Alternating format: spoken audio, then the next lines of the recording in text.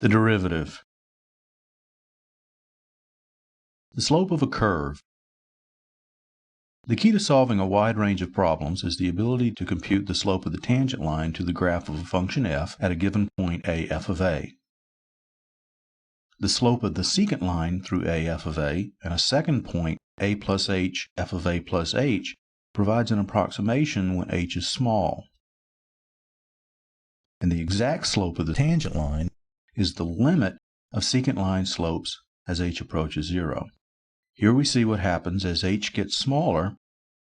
Notice that the slope of the secant line is getting closer and closer to the slope of the tangent line.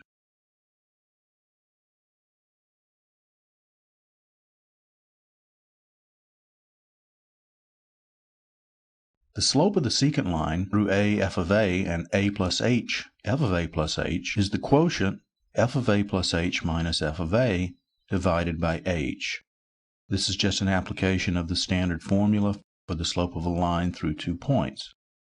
This quotient is often called the forward difference quotient for f at the point a f of a. So the slope of the tangent line at a f of a is the limit as h approaches 0 of these quotients. We should emphasize that in order for this limit to exist, the corresponding one-sided limits, as always, must exist and coincide. In other words, we're concerned with both positive and negative values of h. The picture on the right is basically the same as the picture above, but it corresponds to a negative value of h. Let's look at a simple animation here. Notice the tangent line is the dashed line in the picture.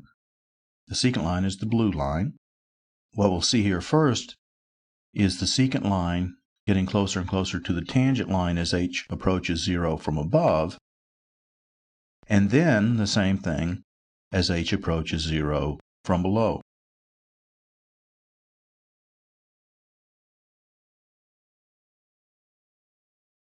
A function f is said to be differentiable at a if the limit as h approaches 0 of f of a plus h minus f of a divided by h exists. The value of this limit is called the derivative of f at a and is denoted by f prime of a. In other words, we define f prime of a to be the limit as h approaches 0 of f of a plus h minus f of a divided by h, provided that the limit exists. And when that limit exists, it provides us with the slope of the tangent line to the graph of f at a f of a. Couple of remarks. Since the slope of the tangent line at a f of a is by definition f prime of a, the equation of the tangent line is y minus f of a equals f prime of a times x minus a. This is simply an application of the point slope equation of a line. Y minus the known y-coordinate equals slope times x minus the known x-coordinate.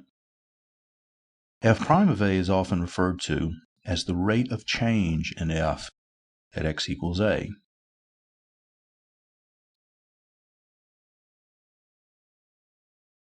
Example. Let's find the slope of the graph of f of x equals the square root of x at 4, 2, and write the equation of the tangent line there. First we form and simplify the expression that gives the slope of the secant line through 4, 2 and 4 plus h square root of 4 plus h. That's f of 4 plus h minus f of 4 divided by h, which is the square root of 4 plus h minus 2 divided by h. Next, we'll multiply the numerator-denominator of the fraction by the square root of 4 plus h plus 2. This makes the numerator 4 plus h minus 4, so we can get rid of the 4's, and then we have h divided by h, which is 1, and so the difference quotient is equal to 1 divided by the square root of 4 plus h plus 2 for all h other than 0. So now we take the limit as h goes to 0 and obtain the slope of the tangent line. F prime of 4 is equal to the limit as h goes to 0 of 1 over the square root of 4 plus h plus 2, which is 1 over the square root of 4 plus 2, or 1/4. Finally, the equation of the tangent line is y minus 2 equals 1/4 times x minus 4, or if you prefer, y equals 1/4 x plus 1. Here's a picture showing what we've found. You see the graph of the square root function, as well as the tangent line at the point 4, 2.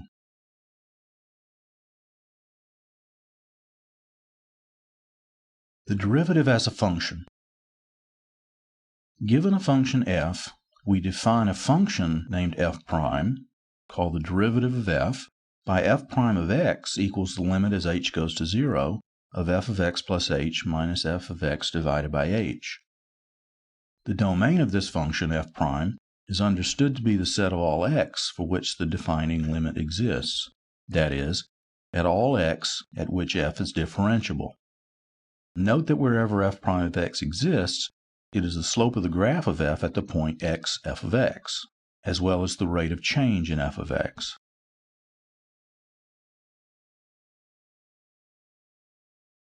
Here's an animation which plots the graph of f prime of x. Notice the tangent line in red and the graph of f prime in blue. We'll see that wherever the slope of the tangent line is positive, the graph of f prime will be above the x-axis. Wherever the slope of the tangent line is negative, the graph of f prime will be below the x-axis.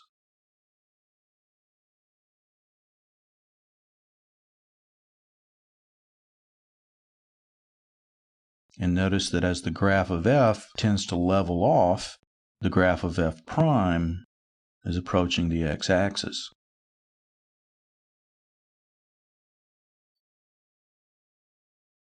Another example. Sketch the graph of f prime of x given the graph of f on the right. Let's make another copy of the graph of f, and we'll plot the graph of f prime on top. Let's first notice that the graph of f has negative slope between 0 and 1, and the slope becomes positive on the right of 1. So the graph of the derivative should look something like this. It has negative values between 0 and 1, crosses the x-axis as values become positive to the right of 1. Now the slope of the graph of f remains positive up to x equals 3, where it becomes negative. So the graph of the derivative should look something like this. It stays above the x-axis until x equals 3, to the right of which the values of f prime become negative. To the right of 4, the slope becomes positive again. So we continue the graph of the derivative in such a way that it crosses the x-axis again at 4, and its values become positive to the right of 4. And then we note that the slope of the graph of f simply becomes larger and larger, so the graph of the derivative is continued as we see here.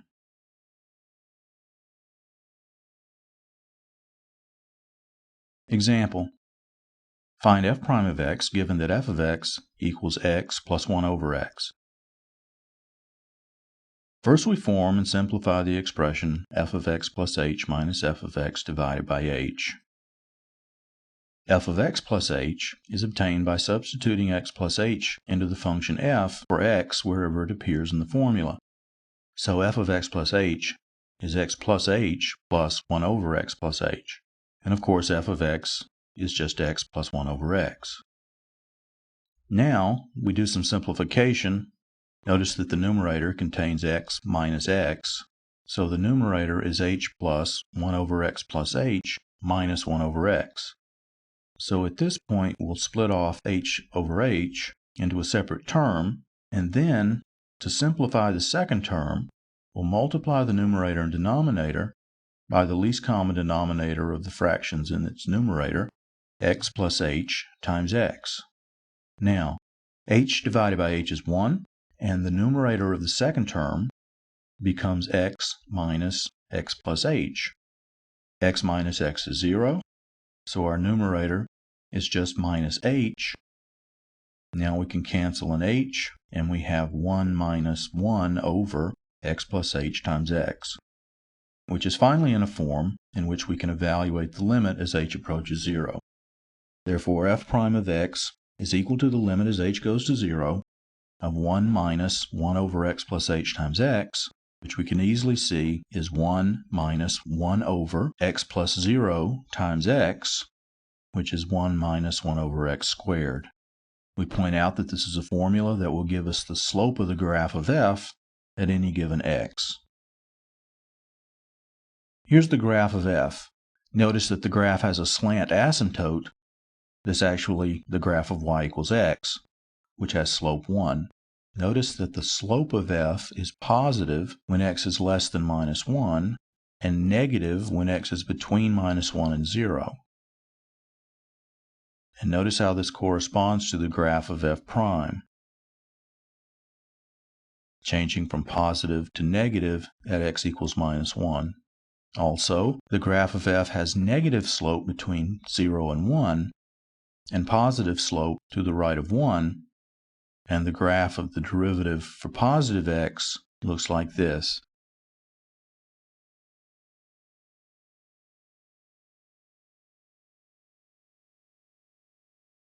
Non-differentiability. A function f is not differentiable at a if the limit defining f prime of a fails to exist. Here's the graph of a function that fails to be differentiable at x equals 1. Let's try to see why that's true. For negative h, a typical secant line looks like the red line shown here. Notice its slope is 0, and it's always 0 no matter how small h is, as long as h is negative. So the left-sided limit as h approaches 0 of the difference quotient will end up being 0. Now let's think about positive h. This is a typical secant line for a positive h. As h gets smaller, that secant line gets steeper and steeper. But notice that it always has negative slope, and that negative slope is getting larger and larger, so the right-sided limit as h approaches 0 of the difference quotient will be minus infinity. Therefore, the limit as h goes to 0 can't exist. Here's the graph of a function that's also not differentiable at 1. Now let's try to see why that's true. A secant line for a negative value of h looks like this. And as h gets smaller, we always have that same secant line, which has a slope of negative 1, and so therefore the left-sided limit as h approaches 0 of our difference quotient at 1 will be negative 1. Now let's consider a positive h. Here's a typical secant line corresponding to a positive h. As h gets smaller and smaller, that secant line becomes closer and closer to being horizontal, and in fact, the right-sided limit of our difference quotient as h approaches 0 is equal to 0.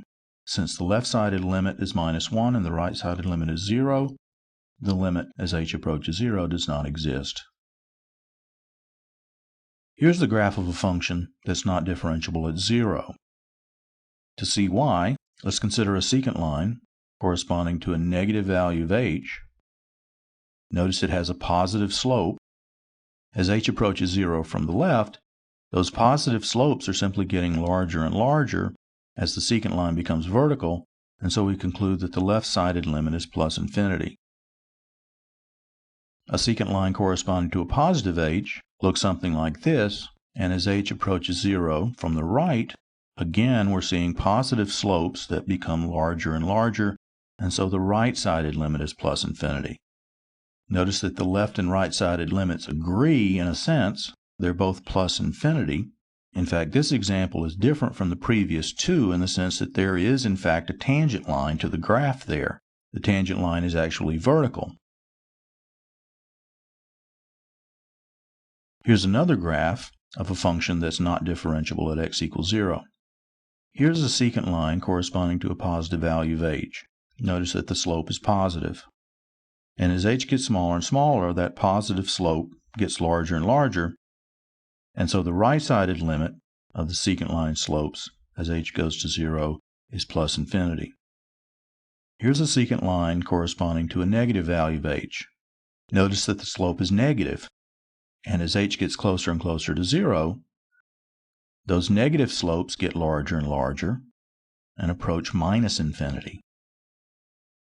So notice here that both one-sided limits are infinite with opposite sign, and in particular, the limit as h goes to 0 of our difference quotient does not exist.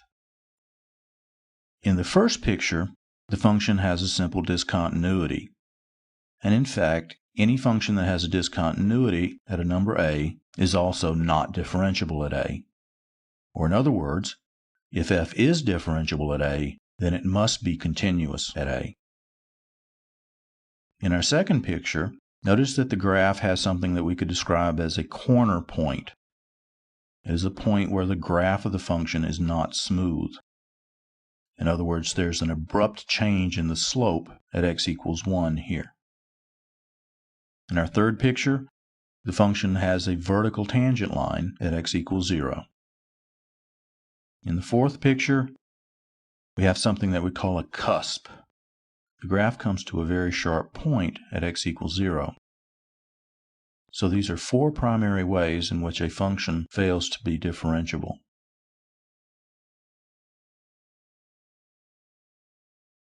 Example. Let's sketch the graph of f prime of x given the graph of f below. Now we'll work from left to right here. Notice that the graph has a horizontal piece which extends up to x equals minus 2. So the graph of the derivative for x less than minus 2 will simply be that of the constant function 0. Also, since there's a corner point on the graph of f at x equals minus 2, the derivative at minus 2 cannot exist.